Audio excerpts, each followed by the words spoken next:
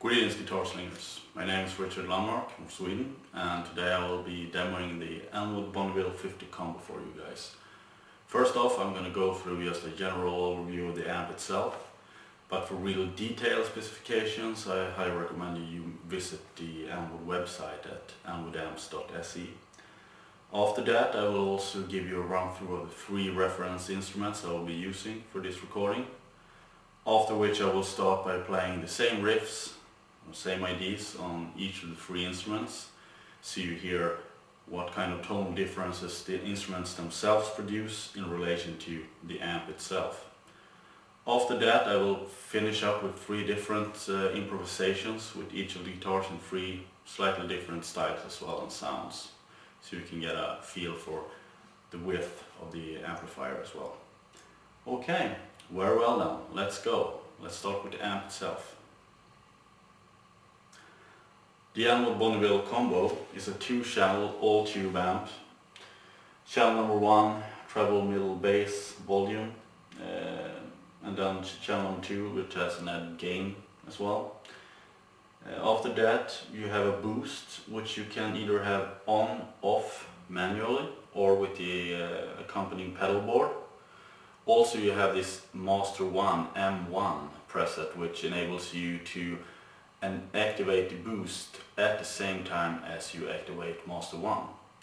The Master channel is also quite interesting, since Master 2 tracks Master 1.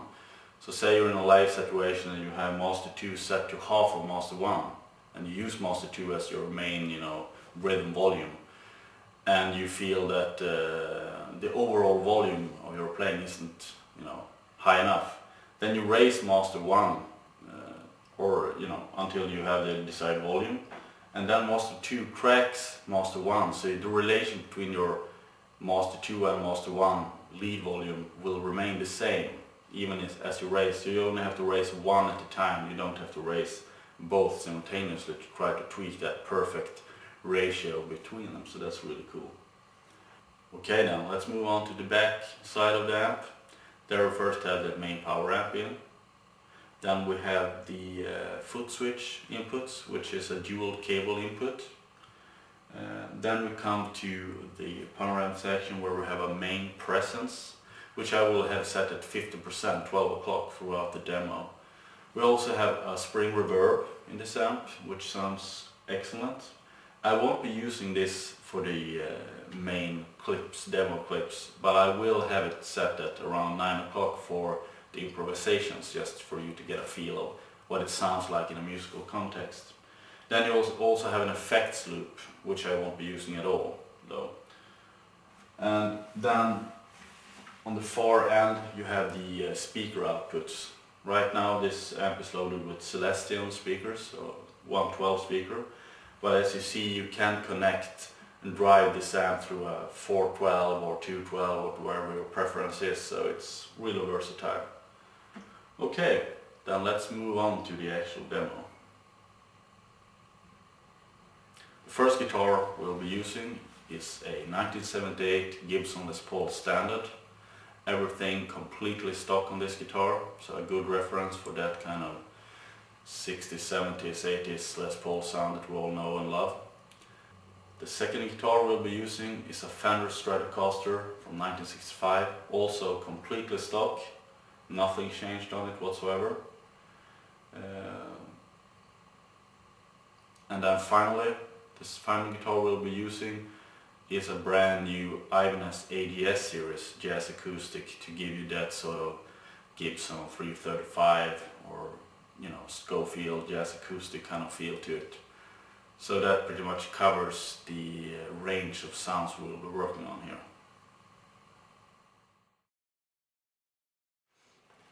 Okay then, the first example, using the 78 Les Paul. Clean channel, all controls set straight up, just like Elmwood recommends when you bass test these amps. So let's see what that sounds like. Bridge pickup on Les Paul.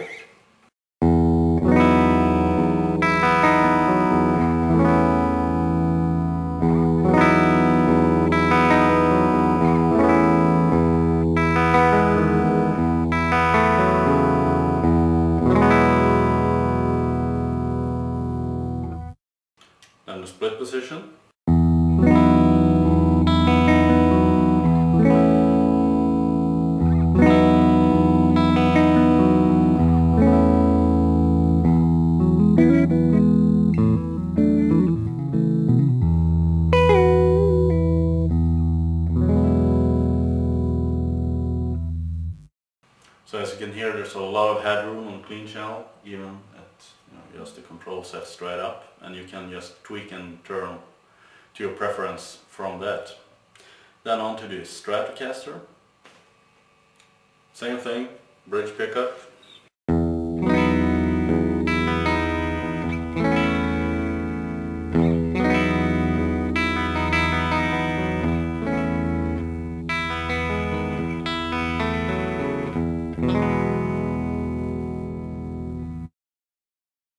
Middle pickup.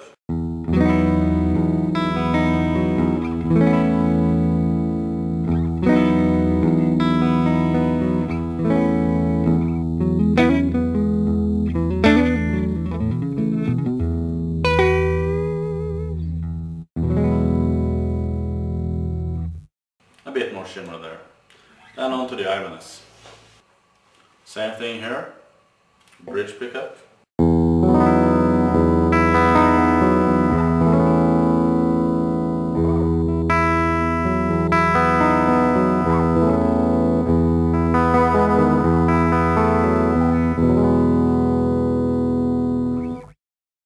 Middle pickup.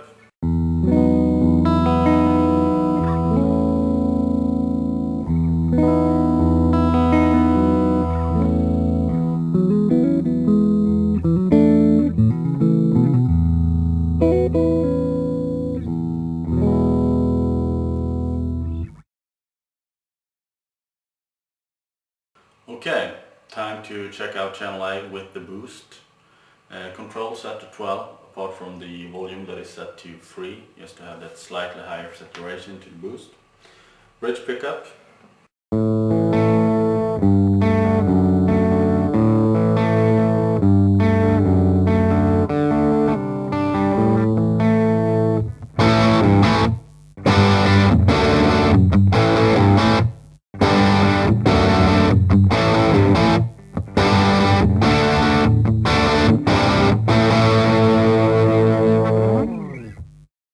So you see, the distortion is really dynamic. You can go really clean just by not adding so much attack in your picking, and then when you dig in, you get it to really jump out, kind of AC/DC style. Then on to the Strat, same thing.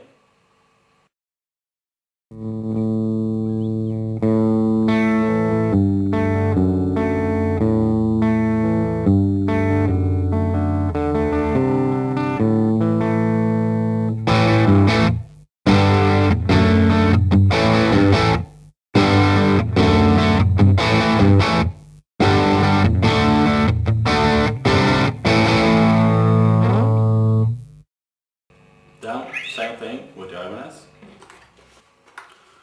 Okay, I might mention these pickups are ceramics in this guitar, so they're about twice as hot as the Les Paul or the Strat pickups, which you will hear now if you use hotter pickups.